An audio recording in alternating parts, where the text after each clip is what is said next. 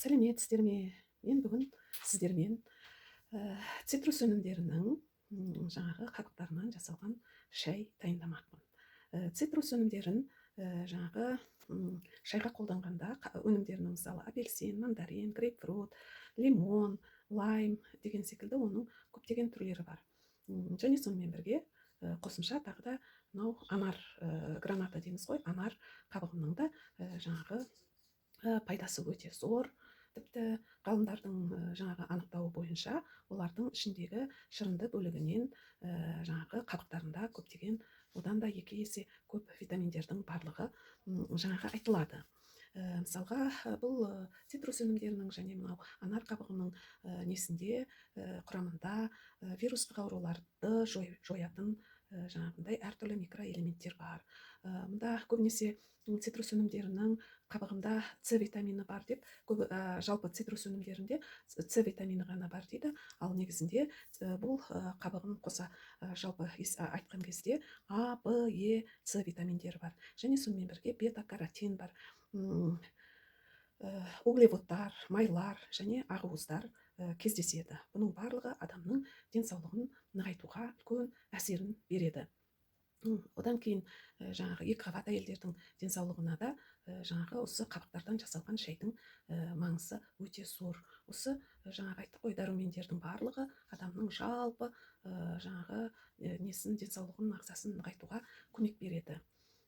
Одан кейін жаңағы қыс кезінде мысалы көбіне суық тиіп, жөтел болған кездерде де осы цитрус өнімдерінің қабықтарынан жасалған шай болса, оны жаңағы ешқандай да таблетка дәріні ішудің қажеті болмайды.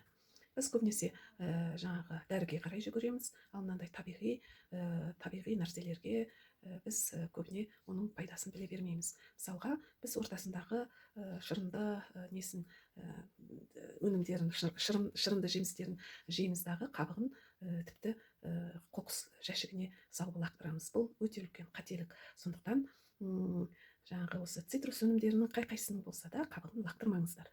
Оны жаңағы табиғи дәрумен, табиғи дәрі ретінде жаңағы кез келген аурулардың алдын алу үшін осыны шай қылып кептіріп, шай қылып жаңағы ішетін болса, бұл көптеген жаңағы аурулардың алдын алады. Тіпті асқазанның, мынау ішек құрылыстың жұмысын жақсартады, жүрек қан тамырдың жұмысын жақсартады. Демек, осы жүрек қан тамырларының бойындағы әртүрлі жаңағындай нелерді, тұрып қалған тамырдың ішіндегі бүкіл жаңағындай тұздарды жиналып қалған соның барлығын ерітіп қан айналымын жақсартады. Бұл қан айналымын жақсарту дегеніміз, бұл бүкіл ағзаға келтіретін пайда деген сөз. Тағы да бір айтып өтетін жай, бұл цитрус өнімдерінің қабықтарынан жасалған шайды ішкен кезде жаңағы үнемі белгілі бір уақыттарда пайдаланатын болсақ, тіпті әйел адамдардың арықтауына да үлкен көмегін тигізеді. Біздер мысалы пакетиктегі әртүрлі осындай шайларды аламыз, жаңағы кішкене пакетиктегі брикеткалардағы, олардан гөрі біз өзіміз көзімізбен көріп, жасап, соны үнемі пайдаланып ішетін болсақ, өте үлкен не береді, пайдасын тигізеді, нәтижесін береді. Одан кейін жаңа айттым, мынау цитрустың қабықтарында жаңағы синафрин деген не болады, осындай бір зат болады, ол және амин қышқылдары болады дедік, бұлардың барлығы адам жөтелгенде, суық тиіп ауырғанда, температура көтергенде осы шайды ішетін болсақ, ол жаңағы жөтел болсын, суық болсын, адамның денесіндегі бірден жаңағы неғылып көмегін тигізеді, дәріден гөрі. Міне осылайша осы шайды біз ағзаны жасартуға да көмегі тиетіндігін көріп отырмыз. Өйткені бұның құрамындағы жаңа айттық қой, түрлі микроэлементтер, амин қышқылдары, одан кейін айттық біз кальций бар, бұның құрамында магний бар, темір бар, селен бар, және табиғи нелер бар, қышқылдар бар. Одан кейін барып С витамині бар деп манада айтқан болатынбыз.